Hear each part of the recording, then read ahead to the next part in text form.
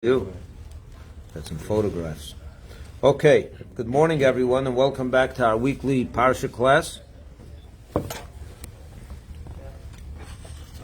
This week is the Parsha of Vayishlach, and it's a story of the week. The story of this Parsha continues where it left off yesterday. The story really is a long saga of 20 years or more. It begins with Yaakov and Esav, who were born, they were twins. Esav was born before Yaakov, he was the firstborn. But Yaakov outsmarted Esav twice. First of all, he bought the birthright from him, and Esav was callous about it and sold it to him for a bowl of soup. And later on, before their father Yitzchak dies, he says to his son Esav he wants to bless him, and he should go out and get him some food and prepare it, and he'll bless him. Yaakov dresses up like Esav, prepares the food quicker than Esav does, and comes and fools his father, outsmarts his brother, and gets the blessing from his father rather than Esav. Esav by this time is now enraged, and he decided that he's going to kill his brother Yaakov. This is the worst example of sibling rivalry that we have. We'll find it later on in the Bible with David's kids. King David's kids also had a similar situation where they had such animosity, but this is the first. Actually, it's not the first. We have the first two boys, Cain and Abel, were also, two brothers that one killed the other, actually. But with Yaakov and Esav, it's a saga that is a long, drawn out feud. Anyway, to make the long story short, Yaakov has to run away, flee from Israel. He goes to a place called Haran, and over there he marries his 4 wives and builds a family, 12 tribes. He amasses an incredible fortune, becomes very, very wealthy. And now it's 20 years later, Yaakov decides he's coming back to Israel. Time has done the healing that it needed to do, at least he hoped so. And he's now coming to Israel, realizing that he's going to have to face his brother.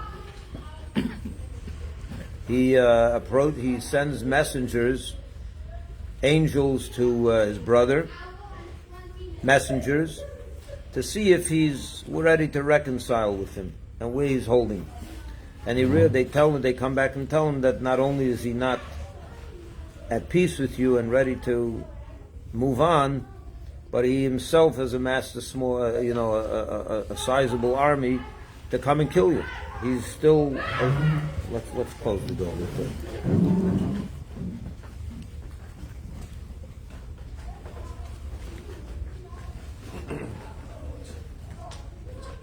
So Yaakov panics. Yaakov is now nervous, and he takes his groups, he divides his family and his whole army, is what he has, his children, his flock. He comes with a tremendous entourage, and he divides them in groups, and he sends them ahead of each other, one with a certain distance from the other, and he prepares a great big gift for his brother Esav, made up of oxen and camels and sheep and you name it. And he sends them ahead. And they meet Esav. And he asks them, "What is this? Who are you?" And they say, "We're Yaakov's family. We belong to Jacob. And he prepared this gift for you." As Yaakov himself comes closer to Esav, before he comes to Esav, before he gets there, the Torah tells us an interesting story. That he's moving his family across the Yabok River, the Yabok stream, or whatever you call it. So he's moving them across, going back, taking the next kids, going back, and that's how he's doing it. He moves them all to the other side, and while they're all now on this side of the river, ready to move forward, Yaakov reminds himself that he left over on the other side of the river some small items. some small items. So he goes back himself to get them. And while he's there, the Torah tells us he meets someone, and he has a struggle with him. They fight. They get into a wrestling match. And this happened to be the archangel of Esav, who came down to this world in the form of a man.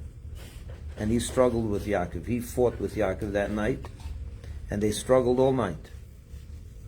And he could not win. He could not take down Jacob. He couldn't give him a real strike and blow him, and destroy him. But what he does is he strikes him in the hip, and he dislocates his hip, the sciatic nerve, and Yaakov ends up limping, and he has permanent at least damage from that struggle. And he tells him he realizes that he's not going to be able to overpower Jacob. So he says to him, "I gotta go, because the morning watch has come. It's now morning, and I have to go sing my praises to God. It's my turn to sing praises before God. The angels sing before God." So Yaakov said, "I'm not letting you go unless you bless me." Imagine this. Thanks, man. And he says, "What's your name?" He says his name is Yaakov.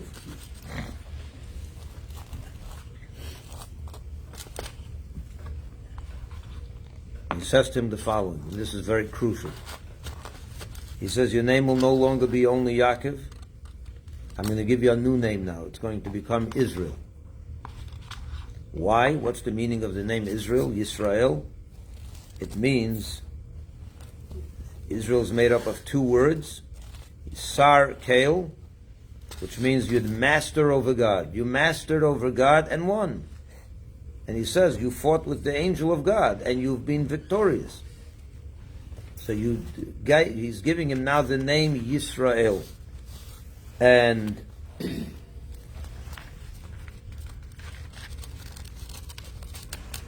he moves on from there, and he's going to have the fateful meeting with Esav.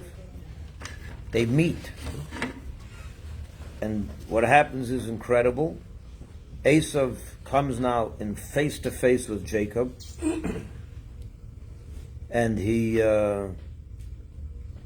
runs over to him, and the Torah tells us he ran over to him, he hugged him, he fell upon his shoulder, his neck, and he kissed him and he cried. Now it's interesting to note that if you'll take out the Torah scroll, on that word he kissed him, there are 5 dots. There's 6 dots. On each letter of the word he kissed him, Vayishlach in Hebrew, which makes up 6 letters, there are 6 dots right on top. You'll take a look in the Torah this Shabbos. When you get an Aliyah there, you'll see the 6 dots on it. And in every Torah scroll all over the world. Why are these 6 dots there? So the commentators tell us that there's a hint in this word. You have to remember, Esav is not just the sibling rivalry between Esav and Yaakov was not just between 2 individuals.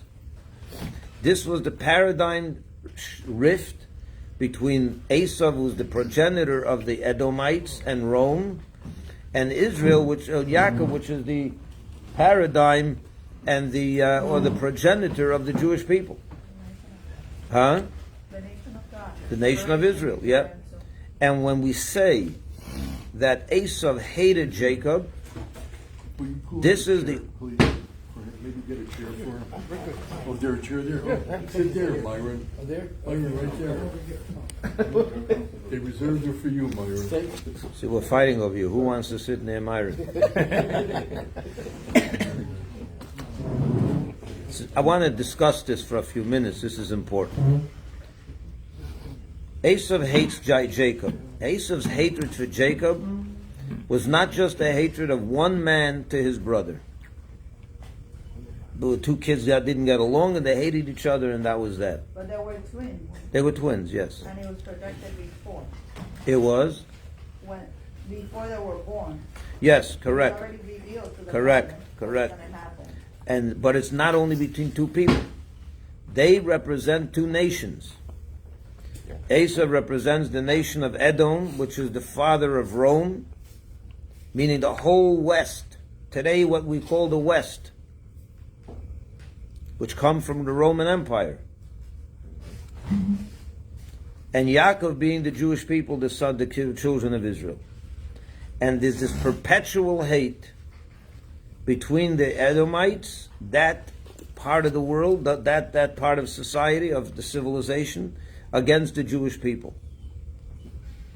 That's what we're talking about over here. When you talk about anti-Semitism, yeah? I'm giving now a course on anti-Semitism, by the way. And it's some interesting things there. And it starts in this sibling rivalry. In this story of Esav and Yaakov begins the story of anti-Semitism. The perpetual hate between the Jewish people and Jacob. And Esav, which is the father of the whole Roman Empire, what later became the Roman Empire, which later became the Christian world, and so on and so forth. We know that for 2,000 years, since the destruction of the temple, since the Roman Empire, we had problems before that with others, of course, Babylonia, Persia, Greece. They all hated the Jewish people. We have Hanukkah coming up in 2 weeks. That's a story of hatred to the Jewish people, but for a different reason. Over there they hated the Jewish religion. The Greeks hated the Jewish religion. They didn't hate the Jewish people. They hated the Jewish religion. But the hatred of Esav and his descendants, everything that comes from him, is a much deeper-seated hatred. It's a racial hatred. They hate the Jewish people, their very noses they hate.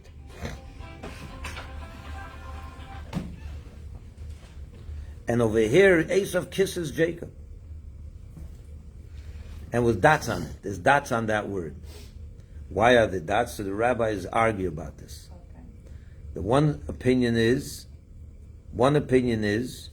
that Esav, it says, Rashi quotes the rabbis who says, Ba'halacha, it is a halacha. It is a accepted rule that Esav hates Jacob, period. But for this moment, something touched him, and he kissed him with his whole heart. He really meant it when he kissed him. You get it? You get it? Another opinion is that no, the reason that there are dots on there is to teach you that he didn't really kiss him with his whole heart. That he really did hate him still. But for the moment, he realized that there's so many people, there was a gift, there was this whole situation, that for some reason he let it pass. He didn't kiss him with his whole heart. He still harbored a hatred to him. Anyway, either way, for the moment they made peace. And he introduces his family to him, and he asks him, what's your plan? And Yaakov tells him, I'm going back to the land of Israel. And he says to him, Esav says, let me go with you. Let's go together back to our father's house in, in Beersheba. Let's go together. And Yaakov says to him, no, we're not going to go together. I have little kids, I have flock, I have sheep, I have a whole army here. They can't go quick. I need to take care of them. They need to sleep overnight. They have to take breaks. They have to go to the bathroom. Bathroom breaks every half hour. You'll never get there. You have to schlepp with my whole army with kids. You go ahead to you, and I'll get there I'll meet you up one day. So he tells him, you go to Seir. Let me quote the words for you. It's very interesting.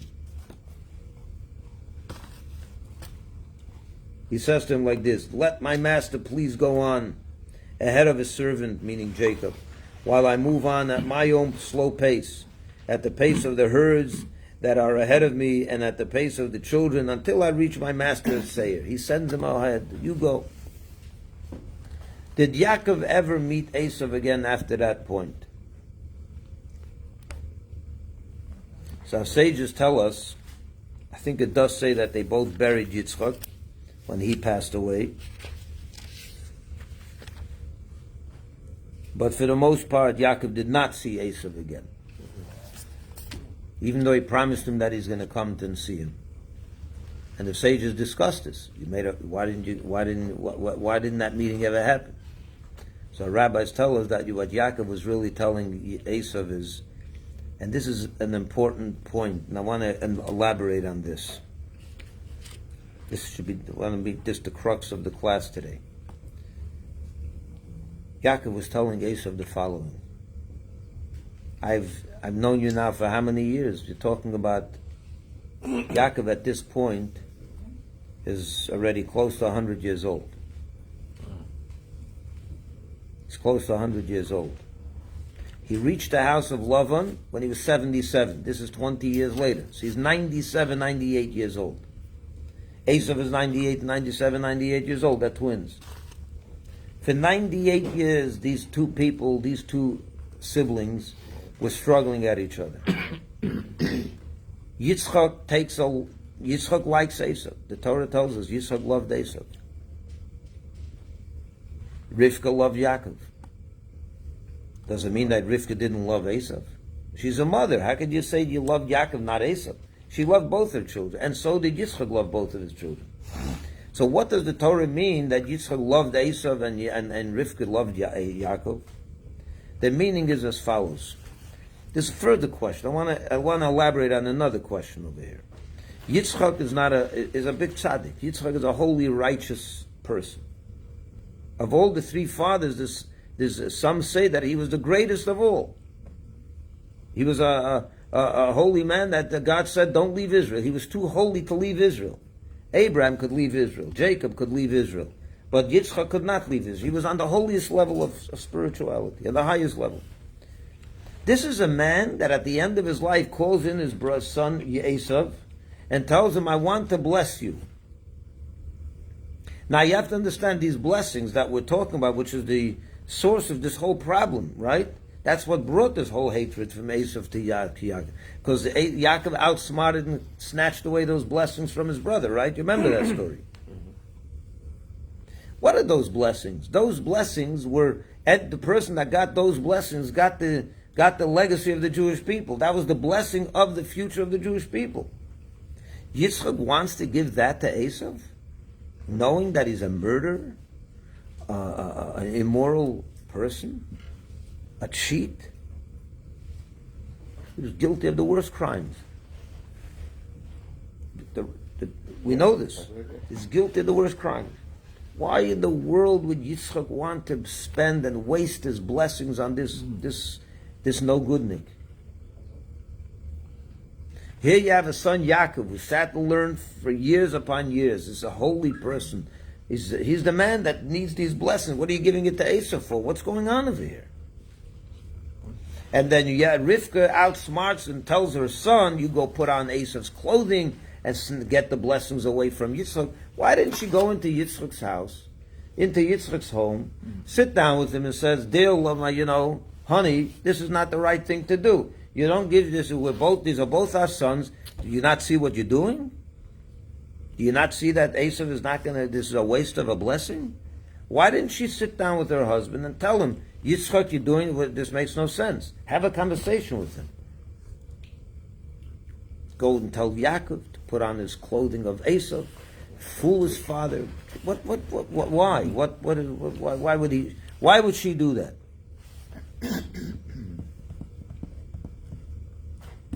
My friends, here's the answer to this question.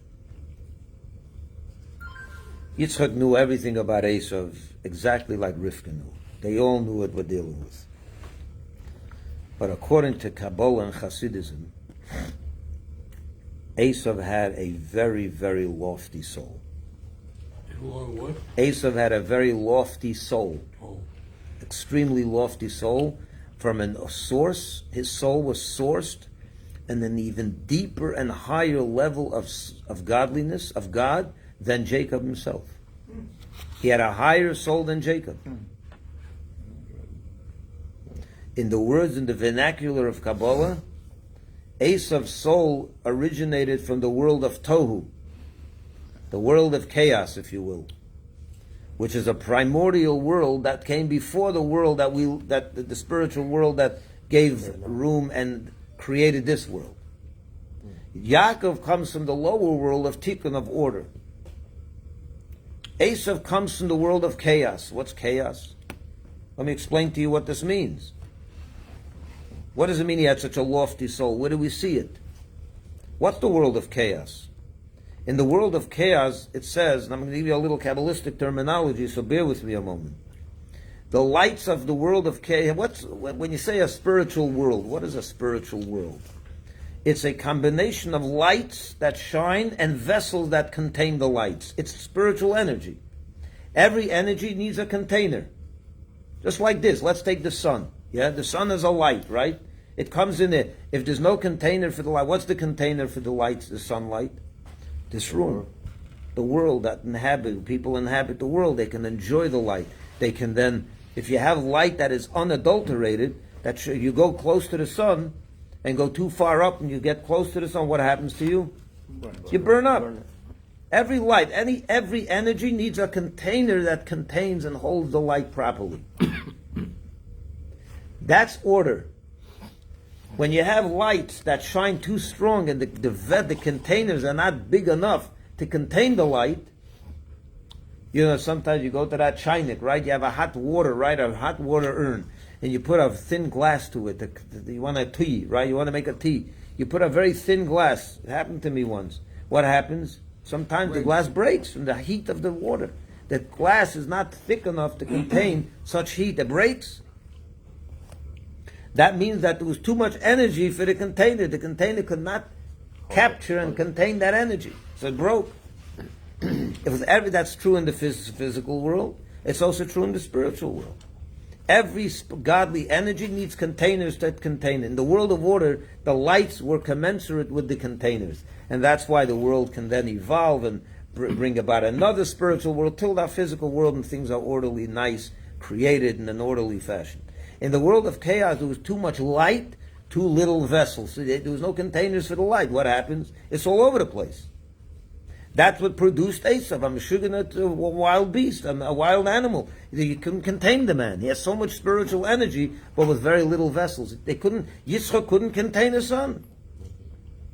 But what Yitzchak did know was that soul was very lofty, very, very powerful. If you can channel that soul and make a mention, and turn it into something powerful, it will be the greatest blessing for the world.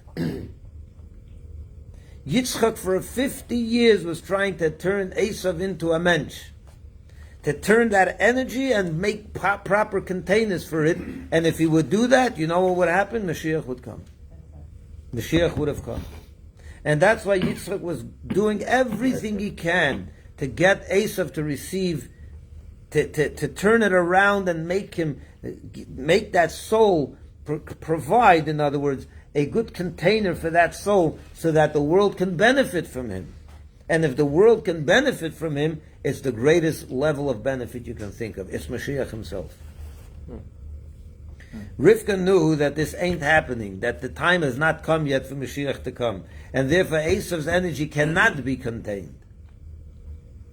The women are always one step ahead of the men. It's true. They're greater prophetesses. They know better. Not that that Yitzchak didn't, but Rivka saw through it. She analyzed Esav also. She knew who her son was. She knew exactly what Yitzchak knew. But she also knew that Esav is not going to be able to be contained as of yet. But he still had honor because he came from Abraham. He still had what? He has honor. Honor? Because he's an offspring of Abraham. Sure, he's an offspring of Abraham. But what do you mean he has honor? I'm not sure what you mean. That's what they're saying here, that the Torah teaches us that honor that came to Esau he was an offspring of Abraham. He is a direct offspring. Yes, he is, absolutely. And the blessing could be exactly what you're saying, comes through Abraham, so he can turn his life, but he wasn't willing to. But he wasn't willing, and it wasn't the time. It's not even so much his fault. Okay. The time hasn't arrived yet for such a lofty spiritual energy to be welcome and settled in this physical world. The time has not come yet. One second, let me finish the point. come this portion. So therefore Yaakov has to but Yitzchak wasn't having it. Yitzchak was not convinced that this couldn't happen. So whatever he was trying as hard as he can, Yitzchak knew that if we don't get this done, there's going to be an Auschwitz, there's going to be an Inquisition, there's going to be the Roman the destruction of Israel. He foresaw all the suffering. And he said, gotta make that not happen. I have to do whatever I can to make Esav's energy be able to be contained in this world and bring an end to this exile and let Mashiach come now, here and now. Rivka can say what she wants, but he was desperate to get this done. I have to take his energy and bless it. If I bless Esav's soul and I bless this child, maybe, just maybe, it'll happen. Rivka said to Yitzchak, it's not going to happen. When she saw that he wasn't listening and he was going to waste the blessing on Esav, she made up this whole scheme with Yaakov. You go put on Esav's clothing, you got to get that blessing. It can't go to waste. And that's why she did it. And that's why Yaakov did it. But for that, he had to pay the price. Whose wife? Esau's wife. Yitzchak. Oh, it was Esau. even worse.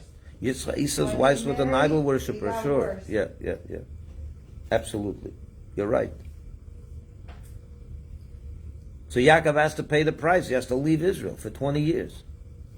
He has to live on the love on that sheet for 20 years. He comes back to Israel now. He's hoping maybe now is the time. He's hoping that this meeting is the moment that there's reconciliation. Maybe now we can harness Esav's energy and bring the Mashiach now. He realizes when he meets him, it's not happening. He saw right through him. Vayishlach, he kissed him, it wasn't 100%. He still hates me. Nothing really changed. Fundamentally, it didn't change yet. So what does Yaakov tell him? Now Esav offers Yaakov, let's go together to Israel, right?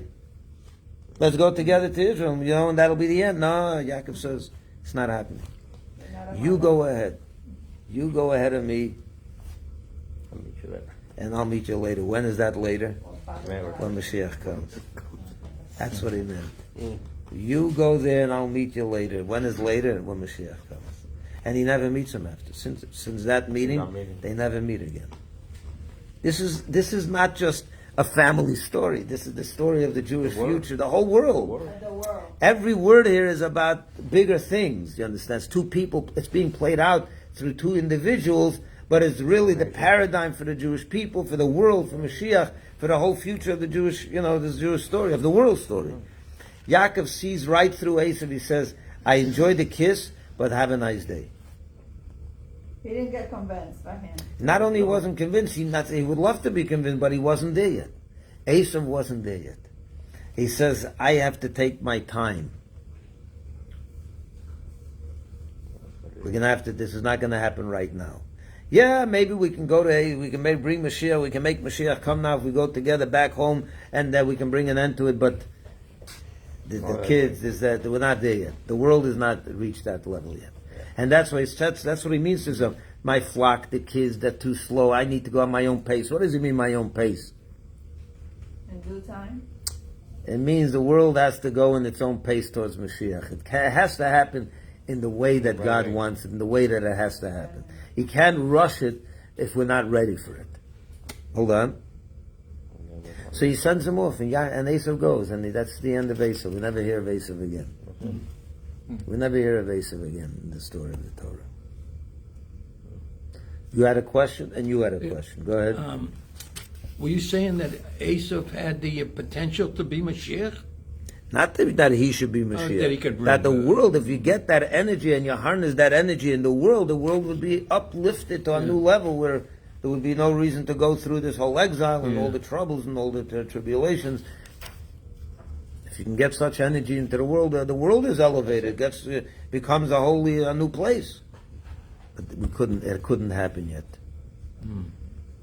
What was your question, Myron? Just two remarks. One, there's no question, one brother knows how to push the other button as quickly as possible to get to him. You sleep in the same room together, you race together, and the big brother always says from the mother and father, take your brother with you. Now the question is, how old was Isaac Isaac and Esau when this all happened, do you know? Well, it's a 20-year story, so when this happens, Yitzchak was 60 years older than them. He was 60 when he had them. Yes.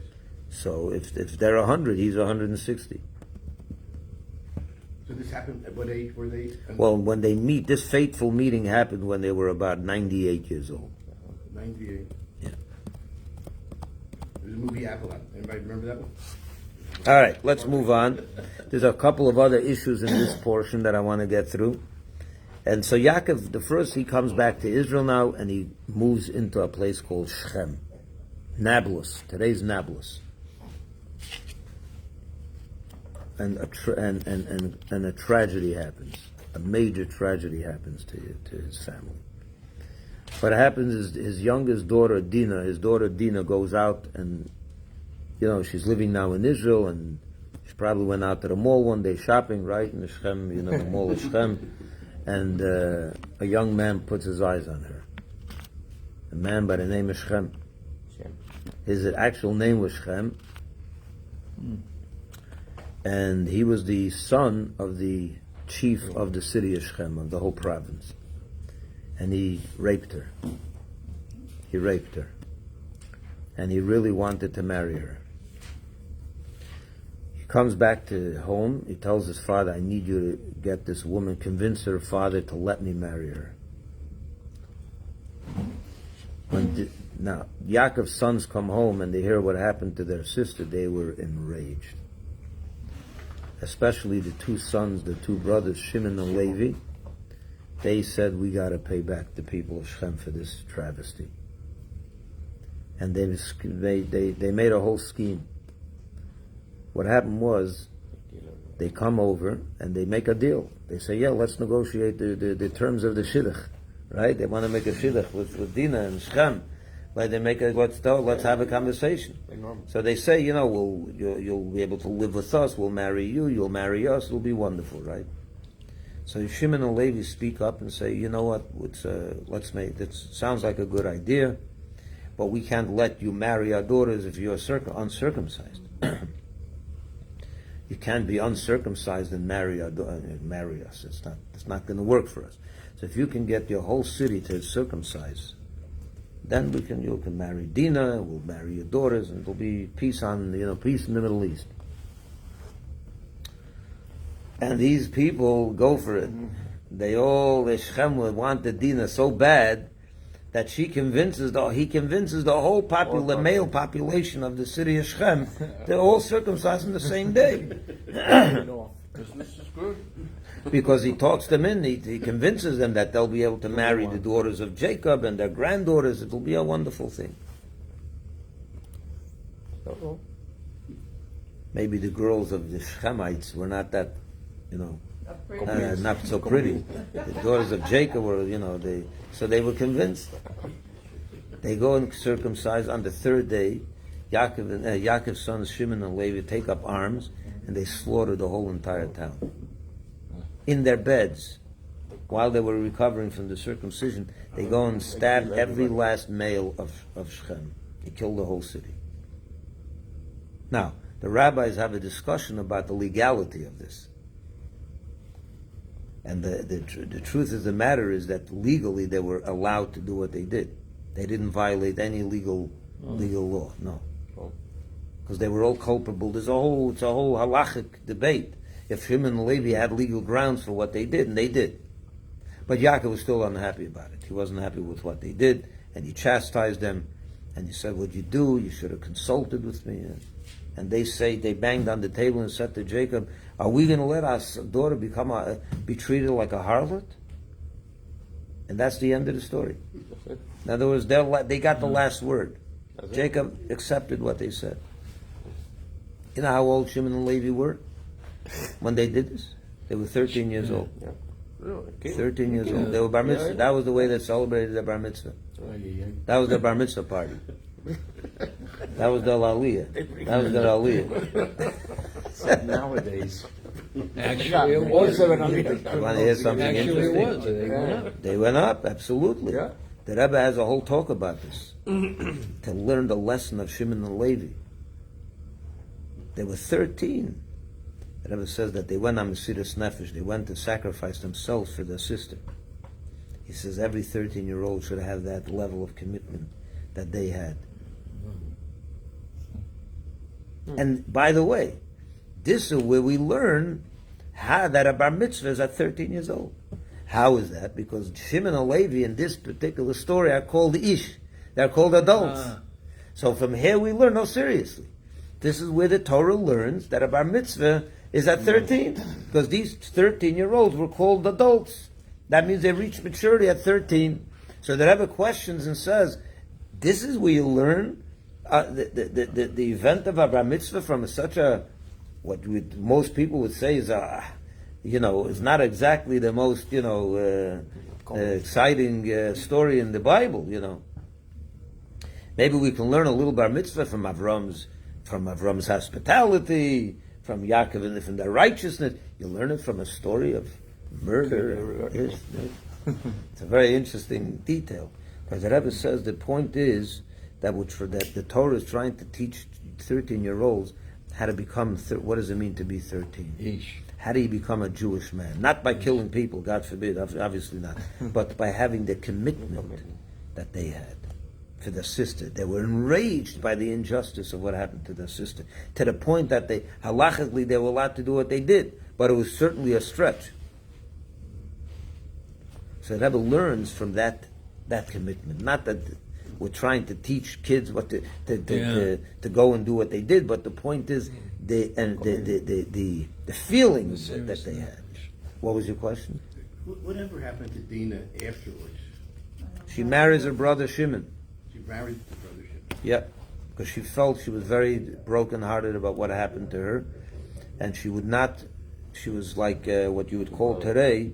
She was traumatized by what happened to her, and she became a loner. She didn't want to go out of the house. She didn't want to, until Shimon promised her, because she said, no one's going to marry me, I'm finished, I'm damaged goods. Until Shimon promised her, I'm going to marry you, you're my wife. And she marries him. And then she becomes, she goes back to being who she was. She was healed. Rabbi, how old was Dina when this happened? Couldn't have been too old. She was young. She was under. She less than. She was younger than Shimon and Levi. She was a little girl. She was younger than them. She was a little girl. How old should she be? 10 years old? Not even. Maybe 6, 7. Around. Yeah. I have a question. Maybe this practice of the brothers turns out later on in how they harm their own brother. Say that again. Okay, they did this to these people. They already had a commandment to these people that they were going to allow it. They made a pact that they were going to go for That they it. didn't mean it for a second. Yeah. But Yeah. it made them very upset. The father got upset when they saw what they did. And years later, look what they do to his brother. Who does? Joseph. Oh, They did- Shechem. Yeah. So, What did Shechem do to Joseph? no. The sons of Oh, what the sons did to Joseph. Yeah. their Okay. own brother. Yeah. So I don't know. Maybe something there didn't seem right. Because look what they do to these people, and look what they do to Joseph later on. True. They acted very, very Unkind, not good to Joseph. That's true. But the love And for Yaakov, Joseph- at the end of his life, reminds them of this and tells them you acted in haste and you shouldn't have done what you did. However, but he doesn't continue to protest. In other words, it's an interesting thing what happens here, because on the one hand, Yaakov says he's upset with what they did. He was. On the other hand, they defend what they did, and he doesn't give them an argument. He doesn't go tell them you're wrong. He doesn't. He accepted their argument at the end. They got the last word. He reminded them at the end of his life that you should know that the Jewish way is not to do what you did, not to take up arms. It's not the Jewish. That is not our culture. It's brought up later. Yeah. At the end of his life, when he blesses them at the end of his deathbed, he doesn't bless these two children. They didn't get a blessing. In other words, he's trying to tell them the Jewish way of dealing with things is not always like that. But on the other hand, he doesn't really give them a legal argument. In other words, he says you have a point, but I don't want this to become the paradigm Jewish, action. So there's a balance over here that Yaakov is playing with his sons. Anyway, in this week's portion, we'll just finish it up. We have about 10 minutes, so let's do 10 more minutes of this. Yaakov over here, Hashem reinforces Jacob's new name Israel. And this is also an interesting thing. These two names are very interesting. You see, Abraham also got a new name. You remember when Abraham's name was changed? No problem. His name was Abraham, and it became Abraham. And after Abraham's name was changed to Abraham, the Torah never ever uses the name Avram again. It's always Abraham. And in fact, it says that anyone that calls Abraham by his original name without the hey, they call him Abraham, is violating a Torah law. Because the Torah says your name will not be Abraham anymore. It'll be Abraham. The question is, why by Jacob we don't see the same thing? Over here it also says your name is going to be changed from Jacob to Israel. Why is it that we continue to call him Jacob? Two different And not only levels. we, but the Torah continues to call him Jacob. Two different And that's the levels. reason we call him Jacob. Because the Torah continues to call him Jacob. So we keep calling him by both names. That's the reason. Right? What's the reason? Why did the Torah continue to call Yaakov and not just Yisrael? Why does it go back and forth with both names? So there's an interesting explanation for this, and that is because both these names represent a certain aspect of the Jewish story, the Jewish lifestyle. What do these two names mean? You know what these two names mean? Yaakov means fooling, outsmarting. What did Esau say when he found out that Jacob snatched away the blessings from him? He says, is that why they called him Yaakov? Vayakveni ze pa'amayim. He outsmarted me twice. Yakveni. I mean, the word Yaakov means outsmarting. What does the word Yisrael mean? Yisrael means a man that masters the world, masters God, masters people. He's on top of the world. He's got mastery of his situation. He doesn't have to outsmart anyone. He's the master. He's the master. There's no need to outsmart. When do you have to outsmart people? When you're not in control, you got to go around the back door. You got to, do all kinds of maneuvers to get what you need. When you're the master of the world, when you're on top of the world, you don't have to outsmart anyone. You're in control. You're at the top. And the message here is that in Jewish life, the Jewish people are going to have both these talents concurrently. There are going to be times in life that we're going to have to be Yaakov. We're going to have to outsmart the world around us. We're not always in control. In the physical world, we're not in control. We're not in control of the physical reality. And spiritually, we're in control. So when it comes to our spiritual life, we're totally in control. When it comes to our physical, material life, not always are we in control. Sometimes we have to outsmart the world. When we're living in Israel under King Solomon and the world is, the temple is there and we have our own sovereignty, we're in control. Israel, there's no need for outsmart Yaakov. But what happens when a Jew lives in Weston? Or in Miramar? Or in Plantation, or wherever you live? Or in Alaska, or wherever? Gotta be Yaakov. You have to be a why, because over here it's a hostile environment to Judaism. Hostile, I don't mean someone's coming with a gun against you. I mean, Judaism is very, very unpopular in the sense that there's no allure, there's nothing pulling you in, right? It's, how many people go and daven every morning? How many people go to shul on the Shabbos? How many people keep kosher? This, it's a lot easier to, go, if they have to go out to a restaurant. Where do you go to a restaurant? It's a lot easier to go to town center instead of going to Hollywood. So the environment is not so friendly to being Jewish. What does a Jew have to do? A Jew has to become a Yaakov sometimes.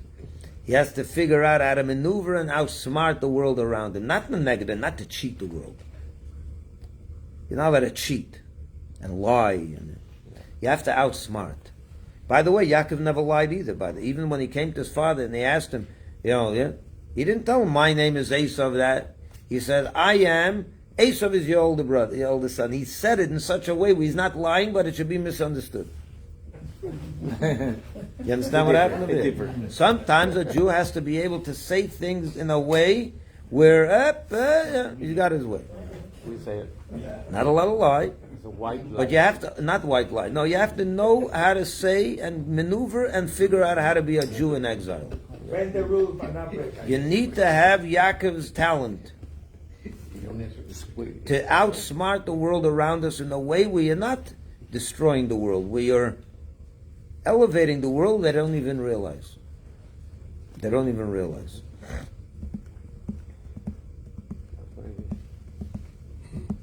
For example, that's a silly example. You want to do Shabbos, right? You want to keep Shabbos. You don't want to go out Friday night and have a party with wherever, right? Because you want to have a Shabbos meal. You want to do Shabbos, you want to go to shul, make kiddush, have challah, do the kiddush, the whole. But your animalistic side wants to go have a good time, right? Correct. You have to That's fight. how it is. So what do you do? Fight it. If you're going to butt heads with your animalistic soul and your animalistic side, you'll never get anywhere. So you have to tell the soul, you have to tell your animalistic side, by the way, we're invited to this guy's house. She's an unbelievable cook. She's an unbelievable cook. Good time. And Good you're going to wine. have over there unbelievable entertainment. The environment is great. You get the animalistic side of yourself to go along with the holiness. He thinks he's having good chicken soup and you're making kiddush. Really what's going is you're making kiddush, you're observing Shabbos. You're schlepping along your animalistic side for some chicken soup to get that part of you in the game, but it's a maneuver. It's Yaakov. When you're living in Gan Eden, when you're living in Israel, you don't need to bother with all that. You're in control of the situation. You don't have to worry about all of that. Over here in the exile where God is concealed, then you have an animalistic side driving you towards other temptations and other interests. You have to somehow fool the animalistic side to come along with you into holiness, where he doesn't even realize that he's getting schlepped in. Because if he did realize, he wouldn't be so interested. See, we need both, because we're going to be in exile for 2,000 years. So God tells Yaakov, I'm changing your name to Yisrael. I'm giving you that power to be able to master your situation. But you're going to know that sometimes you're going to have Yaakov's talent as well. You're going to have the idea of Vayakoveni. You're going to have to outsmart the world around you into keeping Shabbos, into keeping kosher, into keeping honesty, into building Israel, into doing whatever you have to do. Yaakov continues to Israel and his wife dies. Rachel dies in childbirth. She has his 12th son, Binyamin, and she dies while she has him. What a tragedy. But Binyamin grows up with just a father. He doesn't have a mother to cradle him, to nurse him, to take care of him. So he becomes very attached to his father. We'll see later in the story of Binyamin, he's really attached to his father in a way that you can't even imagine. She's buried on the roadside. She never makes it to the cave of the patriarchs in Hebron. She's buried in Bethlehem over there on the roadside. I think we were there. Mm-hmm. I think you and I were there. And we were there. Beautiful place. Very interesting. And there's a whole story with that as well. The end of the portion, we have the whole lineage of Esav and all the different nations and families and progeny that came from Esav. And that's how it ends. He builds a big empire, a big family, a big, a lot comes out of Esav. Not very friendly to the Jewish people, to put it mildly. Most of the troubles that the Jewish people will have in exile is as a result of the descendants of Esav. That's the truth. The descendants of Yishmael, which we also have problems from, that's the Arab world, they haven't been such a problem as much as the Esav descendant. They've been much worse to us over the history, over the last 2,000 years. Our biggest problems came from Esav, not from Yishmael. Maybe in the last 50, 70 years, Yishmael hasn't treated us that well. But for the most part of the 2,000 years, there were pockets of time in Spain and in Africa where the Sephardic Jews that lived there had trouble from the Ishmaelites as well, from the Arabs, from the Muslims. But for the most part, our troubles came from the Esavs of the world, not from the Ishmael. Where do you think Haman comes from? Haman in the story of Purim comes from Esav. Where do you think Hitler comes from? Esav. They all come from Esav. I've got something in there. The Germans come from Esav. They all come from Esav. Ishmael And that's the finally- story of it. The halacha is that Esav hates Yaakov. That's not going away. Don't try to change and fix anti-Semitism. Outsmart it. Become the Yaakov and that's what our course is about. The last 4 weeks, or these 4 weeks that we're doing, it's called outsmarting anti-Semitism. You're not going to change it. You're not going to get rid of it.